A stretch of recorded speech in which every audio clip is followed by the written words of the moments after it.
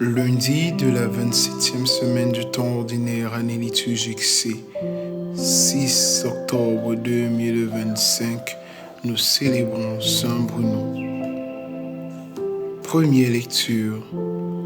Lecture du livre du prophète Jonas, au chapitre 1, verset 1, au chapitre 2, verset 1, puis verset 11. La parole du Seigneur fut adressée à Jonas, fils d'Amittai. Lève-toi, va à Ninive, la grande ville païenne, et proclame que sa méchanceté est montée jusqu'à moi. Jonas se leva, mais pour s'enfuir à Tarsis, loin de la face du Seigneur.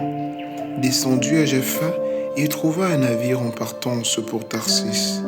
Il paya son passage et s'embarqua pour s'y rendre, loin de la face du Seigneur. Mais le Seigneur lança sur la mer un vent violent, et il s'éleva une grande tempête, au point que le navire menaçait de se briser. Les matelots prirent peur, ils crièrent chacun vers son Dieu, et pour s'alléger lancèrent la cargaison à la mer. Or, Jonas était descendu dans la cale du navire, et il s'était couché et dormait d'un sommeil mystérieux. Le capitaine alla le trouver et lui dit : « Qu'est-ce que tu fais ? Tu dors ? Lève-toi, invoque ton Dieu. Peut-être que ce Dieu s'occupera de nous pour nous empêcher de périr. » Et les matelots se disaient entre eux : « Tirons au sort pour savoir à qui nous devons ce malheur. » Ils tirèrent au sort et le sort tomba sur Jonas. Ils lui demandèrent : « Dis-nous donc d'où nous vient ce malheur. Quel est ton métier ? D'où viens-tu ? Quel est ton pays ? De quel peuple es-tu ? » Jonas leur répondit : « Je suis hébreu. Moi, je crains le Seigneur, le Dieu du ciel, qui a fait la mer et la terre ferme. » Les matelots furent saisis d'une grande peur et lui dirent : « Qu'est-ce que tu as fait là ? » Car ces hommes savaient, d'après ce qu'il leur avait dit, qu'ils fuyaient la face du Seigneur. Ils lui demandèrent : « Qu'est-ce que nous devons faire de toi pour que la mer se calme autour de nous ? » Car la mer était de plus en plus furieuse. Il leur répondit : « Prenez-moi, jetez-moi à la mer, pour que la mer se calme autour de vous.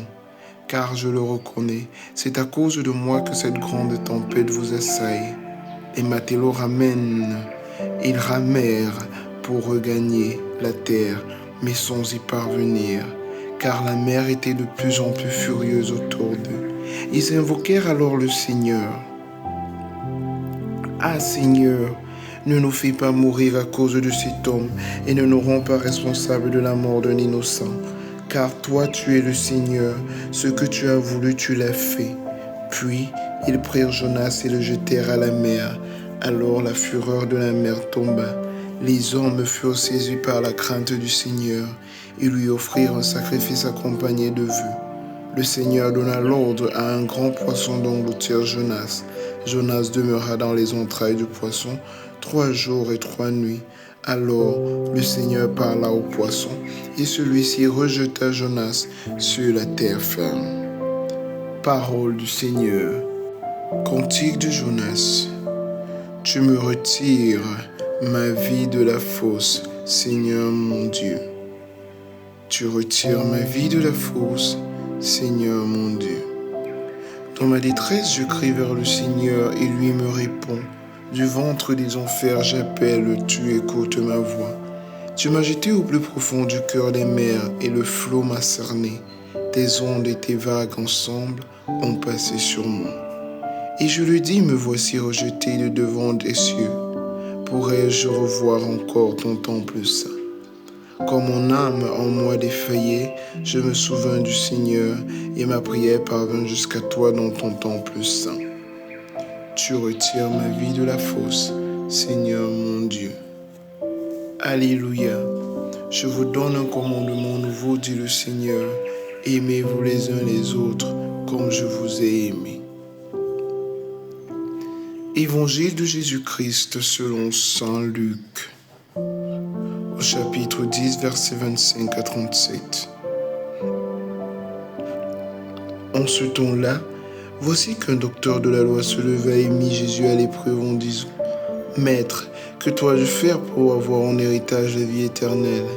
Jésus lui répliqua, dans la loi qu'y a-t-il décrit et comment lis-tu? L'autre répondit, tu aimeras le Seigneur ton Dieu de tout ton cœur et de toute ton âme et de toute ta force et de toute ton intelligence et ton prochain comme toi-même. Jésus lui dit, tu as répondu correctement, fais ainsi et tu vivras. Mais lui voulant se justifier, dit à Jésus, et qui est mon prochain? Jésus reprit la parole. Un homme descendait de Jérusalem à Jéricho, et il tomba sur les bandits. Ceux-ci, après l'avoir dépouillé de toutes ces choses et roué de coups, s'en allèrent le laissant à moitié mort. Par hasard, un prêtre descendait par ce chemin. Il le vit et passa de l'autre côté. De même, un lévite arriva à cet endroit. Il le vit et passa de l'autre côté. Mais un samaritain qui était en route arriva près de lui. Il le vit et fut saisi de compassion. Il s'approcha et ponça ses blessures en y versant de l'huile et du vin. Puis il le chargea sur sa monture, le conduisit dans une auberge et prit soin de lui. Le lendemain, il sortit 2 pièces d'argent et les donna à l'aubergiste en lui disant, « Prends soin de lui. Tout ce que tu auras dépassé en plus, je te le rendrai quand je repasserai. » Lequel des trois, à ton avis, a été le prochain de l'homme tombé aux mains des bandits? Le docteur de la loi répondit, « Celui qui a fait preuve de pitié envers lui. » Jésus lui dit, « Va et toi aussi, fais de même. » Acclamons la parole de Dieu. Et que Dieu Tout-Puissant vous bénisse, le Père, le Fils et le Saint-Esprit.